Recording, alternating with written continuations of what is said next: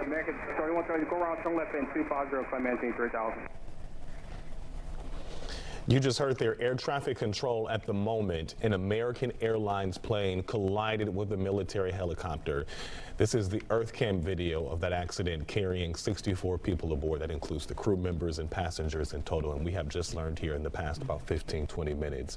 Officials believe no one survived that crash, unfortunately. Yeah, it's so difficult. The tragic update is really just hitting home for so many people. The plane was getting ready to land at D.C.'s Reagan National Airport. Shelby Rose joins us this morning with the latest. Shelby, you've been looking into this. We just got briefed from those officials. What did you learn from that? I mean, the most heartbreaking update of them all is the fact that there were no survivors of this crash, and efforts are now turning from search and rescue to recovery. So far, they say they have found 27 from the plane and 1 from the helicopter.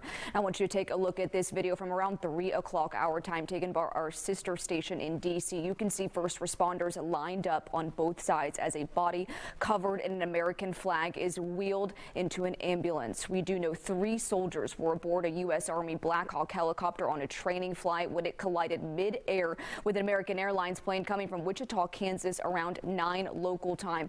There were 64 people on board that flight, and we have learned several members of the U.S. figure skating community were on that plane, which includes athletes, coaches, and family.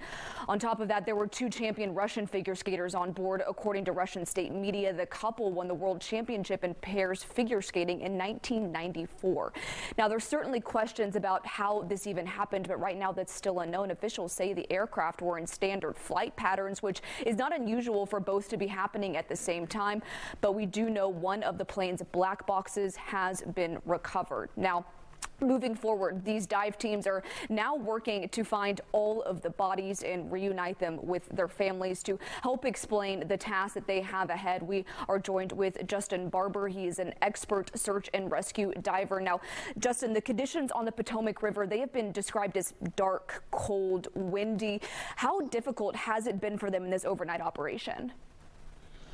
Well, Shelby, I mean, when you're diving in these kind of conditions, I mean, you're looking at water that's roughly around 34 degrees, so you're close to freezing. So the biggest thing that we're looking for as divers is exposure protection, especially handling situations like this. You're diving in jet fuel, among other things.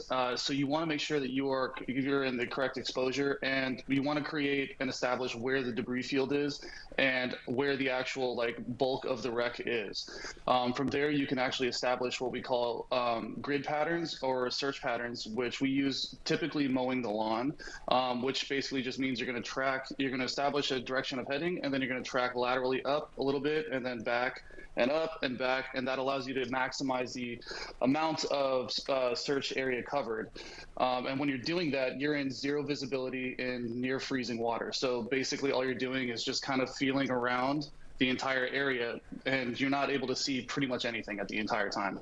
So officials do say they estimate that these recovery efforts are going to take several days. So what can we expect going on moving forward today now that we do have daylight and just in the future? Well, even with daylight, those conditions, because you're going to be digging around in the silt and the bottom and the substrate, depending on what it is. I haven't dove in the Potomac specifically, but you're going to be silting up the area. You're going to be losing that visibility. So the conditions aren't going to get necessarily easier. You're still going to be in what we call zero viz. So it's a wide area, especially with 2 aircraft. So it's one of those things that has to be slow, methodical, and meticulous, and it takes time. All right, well, Justin Barber, thank you so much, expert diver, really weighing in on this situation, the difficulties that these teams do have ahead. We appreciate you joining us this morning. And of course, we're going to be updating everyone as we do get more information as the morning continues out of D.C. But for now, reporting live in studio, Shelby Rose, Fox 26 News.